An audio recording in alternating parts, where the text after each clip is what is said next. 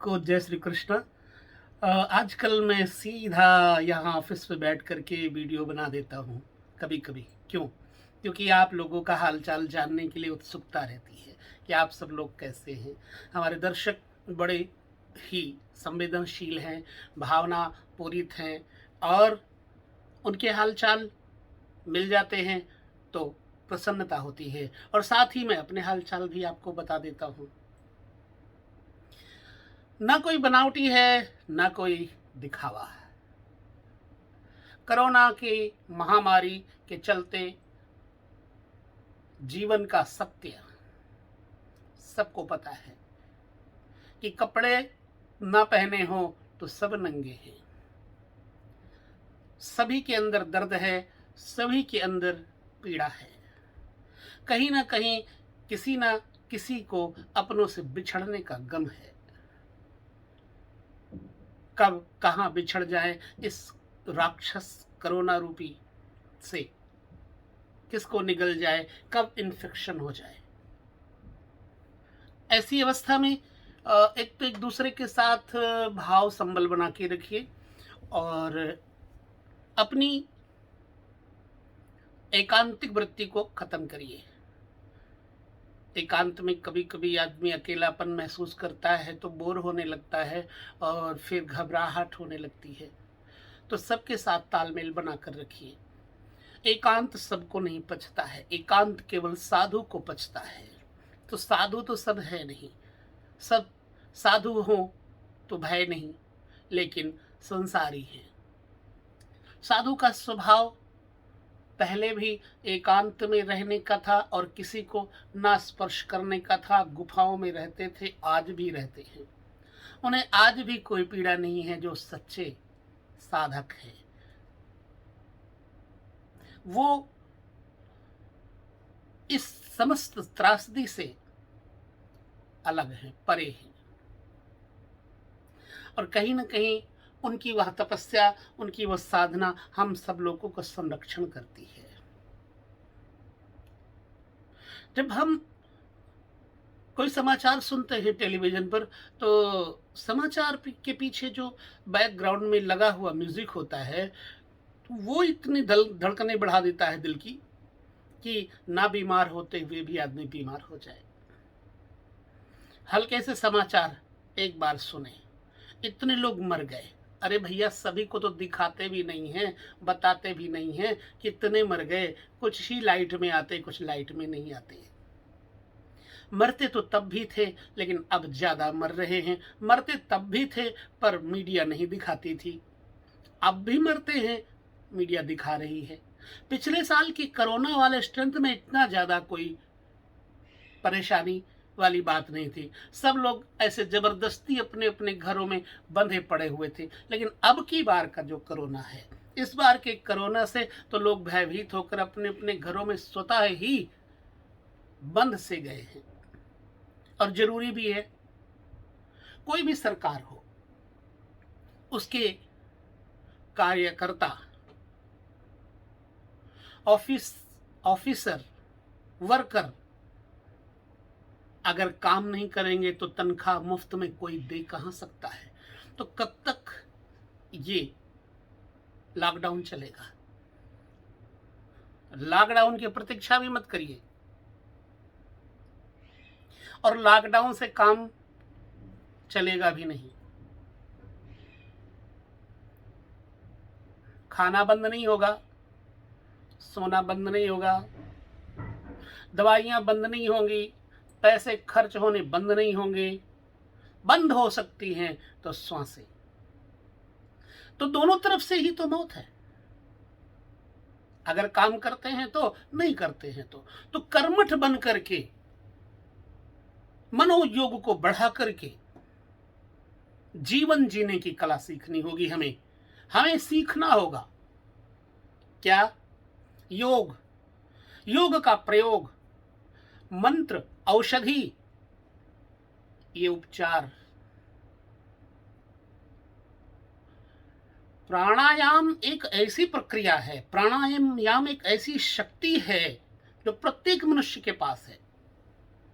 यदि आप प्राणायाम करते हैं, 30 प्राणायाम प्रतिदिन करते हैं, तो आपकी ऑक्सीजन नहीं घटेगी। ऑक्सीजन घटती है। आप रात्रि में कफ प्रकृति वाली वस्तुएं, चीजें न खाएं, ध्यान रखें। हैवी खाना तो बिल्कुल न खाएं।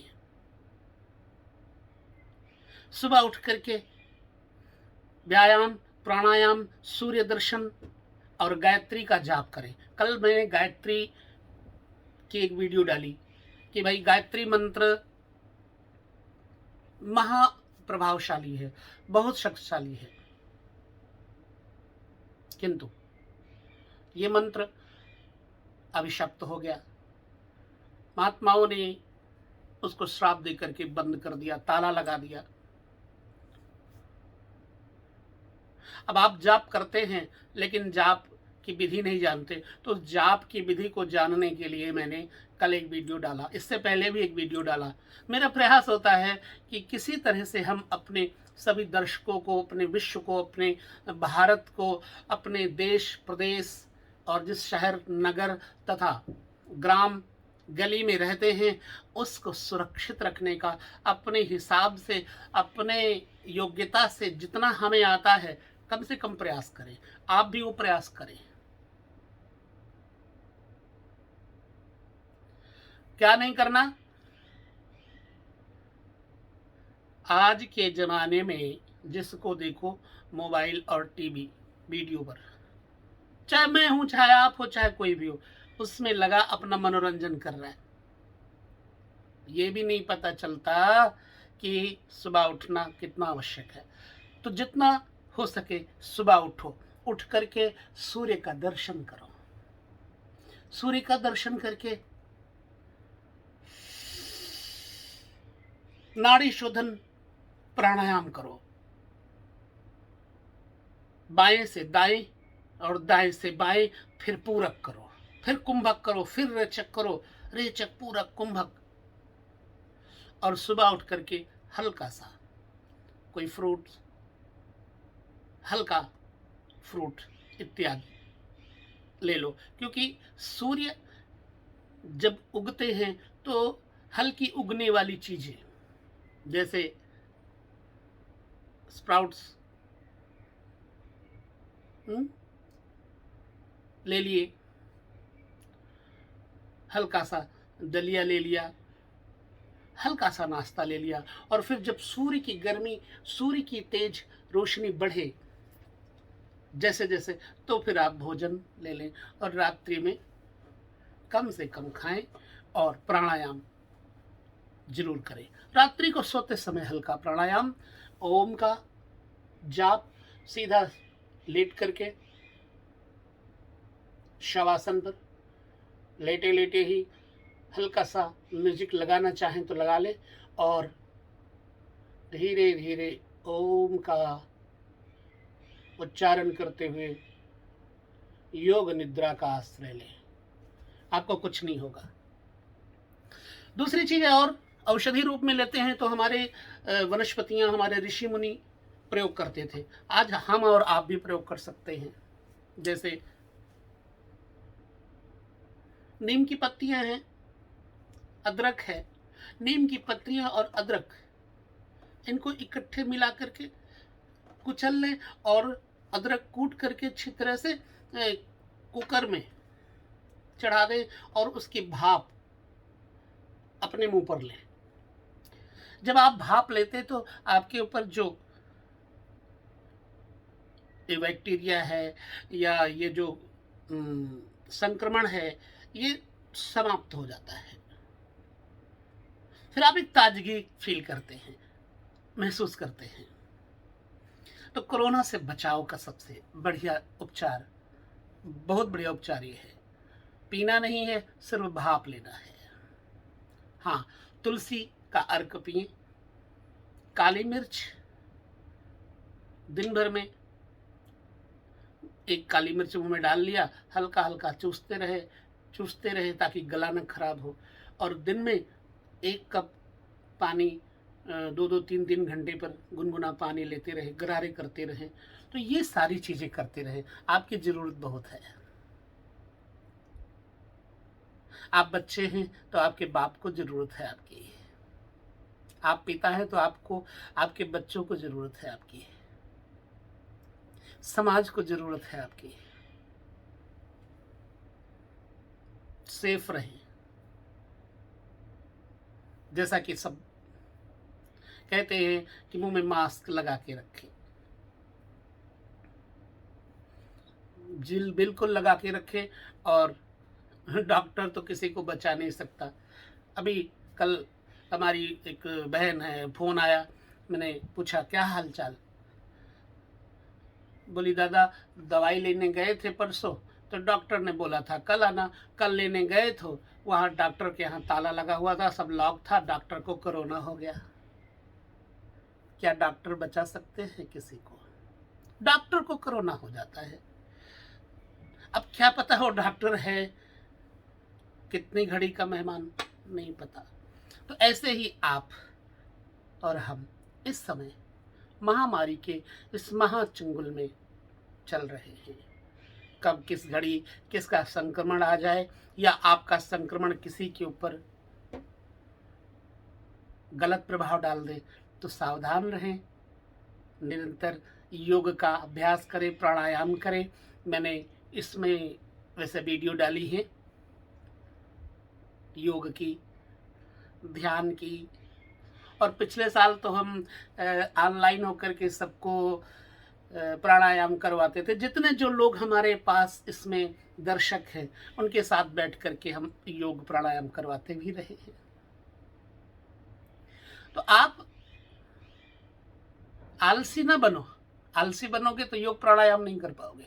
योग प्राणायाम करने के लिए साहस चाहिए और फुर्तीलापन चाहिए। फुर्तीलापन तभी आएगा, पहले दिन करोगे तो आप थके थके रहोगे, फिर उसके बाद जब आप फिर करोगे तो आपकी थकान मिटेगी, फिर आपके अंदर एक जागृति आएगी, आपके अंदर एक क्रियाशैली आएगी कि और प्राणायाम करें और प्राणायाम करें। तो वही समाचार बार बार न सुने और बार बार वीडियो, टेलीविज़न, मोबाइल पर आने वाली दुर्घटनाओं की सूचना, व्हाट्सएप पर सूचना। यदि आप दिल के मजबूत हैं तो ठीक है, आप सुन लें, लेकिन अपने घर वालों को ना बताएं, इसलिए कि कहीं किसी का हार्ट फेल ना हो जाए। इस भय के कारण कृपया आप गुप्त रखें, अगर आप मजबूत हैं तो। आज इतने केस हो गए, आज 2.5 लाख लोग मर गए, आज 2500 लोग मर गए अपने शहर में। हाय हाय क्या होगा, कल मेरा भी नंबर ना आ जाए। नहीं आने वाला होगा तो भी आ जाएगा। तो आपत्काल परखिए चारी, धीरज धर्म मित्र अरुनारी। सबसे पहले अगर कोई भी आपका साथ देता है तो वो है धीरज। और धीरज यानी धैर्य।